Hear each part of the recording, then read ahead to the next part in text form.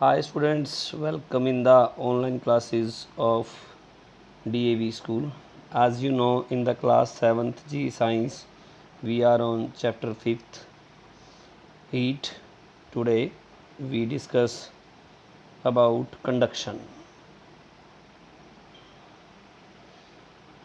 Conduction, this is the most significant method of the transfer of heat in solids के अंदर transfer का heat transfer का सबसे significant method जो है वो कंडक्शन है. In this method the heat is transfer from one particle molecule of the object to the next and then to the next and so on without the particles leaving their places means क्या है. इस method में जो heat है वो एक particle से दूसरे में, दूसरे से तीसरे में और उससे अगले में नेक्स्ट एंड नेक्स्ट, और वो अपने प्लेस चेंज किए बिना हीट ट्रांसफ़र इस तरह से करते हैं. The particles just vibrate about their mean position. Particles क्या हैं, केवल वाइब्रेट होते हैं अपनी मीन, जिस पोजीशन पे वो हैं उस पोजीशन के अबाउट में वाइब्रेट होते हैं, मतलब हल्का सा वाइब्रेट करते हैं. And keep on passing heat energy, और क्या करते हैं, हीट एनर्जी को पास कर देते हैं to the next in the line neighbours, अपने से अगले वाले को. Okay, we can perform a simple activity to observe this method of the heat transfer. इस हीट ट्रांसफ़र के मेथड के लिए अब हम एक एक्टिविटी करेंगे, तो ध्यान से सुन लीजिए.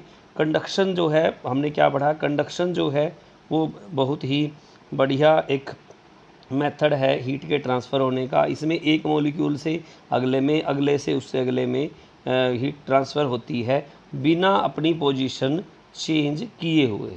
Okay, clear. पार्टिकल्स जो हैं वो हल्का सा वाइब्रेट होते हैं और अपनी हीट दूसरे के अंदर ट्रांसफ़र कर देते हैं. Now in the activity 5, take a metal rod. सबसे पहले हमने क्या ली, एक मेटल रोड ली. Take a metal rod, coat it with the thick layer of the softened melted wax. इसके ऊपर हमने क्या कर दिया, वैक्स लगाया. वैक्स यानी कि मोम. Do the coating carefully without letting the hot melted wax to cause any burns. किसी तरह का आपने एक्टिविटी अभी आप ये एक्टिविटी परफॉर्म नहीं करनी, सिर्फ समझना है. बिना किसी की इंजरी के आराम से बड़े जेंटल तरीके से उसको कोट करना है, उसके ऊपर उसकी परत चढ़ानी है.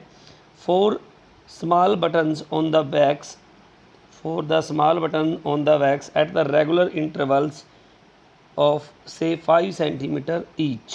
क्या कर देना है, उस वैक्स के ऊपर छोटे छोटे बटन्स लगा देने हैं. Coat the small buttons on the wax on the regular interval of 5 centimeter each. Allow the wax to solidify and the harden up. उसको आप सॉलिड होने दें और हार्ड हो जाने दें. Fix the road on the 2 metal stand and heat the rod at the one of its end. क्या कर देंगे, रोड को फिक्स कर देंगे दोनों एंड से. And after some time we observe that the button will start falling down. कुछ समय बाद आप देखेंगे कि बटन एक एक करके अपने आप 1 by 1 गिरना शुरू हो जाएंगे.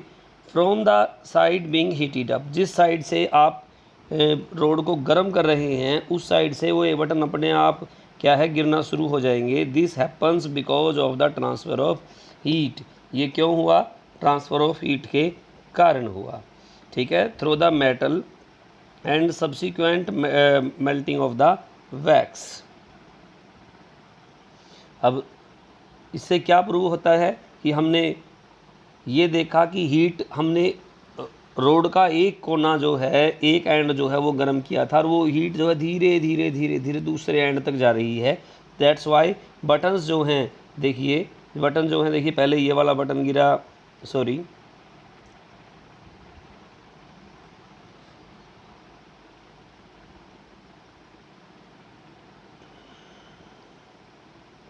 इस तरह से जो बटन्स के गिरने के कारण हम ये प्रूव कर सकते हैं कि हीट जो है एक मॉलिक्यूल से दूसरे में ट्रांसफ़र होती है.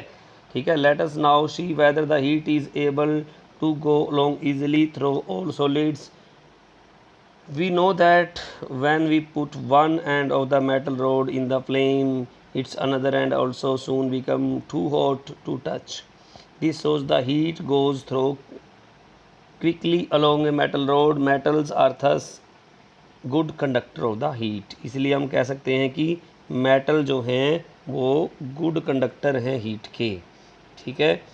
On doing the same experiment with a wooden rod, we find that the end of the wooden rod held by us does not become hot even after a long time, while the other end may well have burned out by then.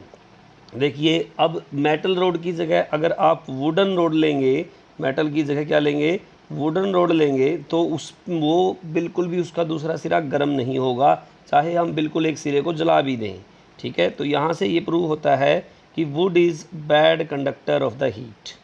Bad conductor of heat are also known as the insulator, इसको हम क्या कहेंगे, insulator कहेंगे। तो ये दो word हो गए, जो हीट को ट्रांसफ़र होने दे वो कंडक्टर, और जो हीट को ट्रांसफ़र ना होने दे वो इंसुलेटर। क्लियर। इस एक्टिविटी से हमने ये जान लिया कि कंडक्टर क्या होते हैं और इंसुलेटर क्या होते हैं। All metals are good conductor of heat with some of them better than the others. Wood, ebonite, cotton, plastic, cork, thermocol or air and water are all bad or poor conductor of the heat. They are heat insulator, इसलिए उनको क्या बोला जाता है, heat insulator बोला जाता है। We put both good and bad conductors to many uses in our daily life. For examples, ये examples आपने सभी 5 के 5 examples जो हैं read करने हैं। If you face any problem then contact to me. Okay. Convention we have noted about the water is a poor conductor of heat. हमने note किया कि वाटर जो है पुअर कंडक्टर ऑफ हीट है। How does then the water put in the kettle get heated up when it put over a flame? कोई भी हमने पढ़ा कि वाटर जो है वो पुअर कंडक्टर है, जबकि किसी थर्मल केटल के अंदर आप रखते हैं तो वो पानी गर्म कैसे हो जाता है। The molecules in the liquid और gases are quite free to move. जो मोलिक्यूल्स होते हैं लिक्विड और गैसेज के अंदर वो फ्री होते हैं, मूव कर सकते हैं। This is unlike solids whose molecules are quite rigidly fixed. ये सॉलिड से डिफरेंट हो गए, ठीक है। That causes a liquid to get heated up. We call this method of heat transfer in the liquid और गैसेज एज कन्वेक्शन। इसको हम क्या कहेंगे, कन्वेक्शन कहेंगे। देखिए सॉलिड्स में जो मॉलिक्यूल्स हैं वो फिक्स होते हैं, वो मूव नहीं करते, जबकि लिक्विड में मूव करते हैं, तो वो एक दूसरे को मूव करके हीट को ट्रांसफ़र करते हैं। दैट्स वाई इसको हम क्या बोलते हैं, कन्वेक्शन बोलते हैं। उसको हमने कंडक्शन बोला, इसको कन्वेक्शन। ओके, आज हम यहीं तक पढ़ेंगे। कल कन्वेक्शन पे बेस हम एक्टिविटी भी करेंगे। Okay, thank you so much. Be safe, be at home.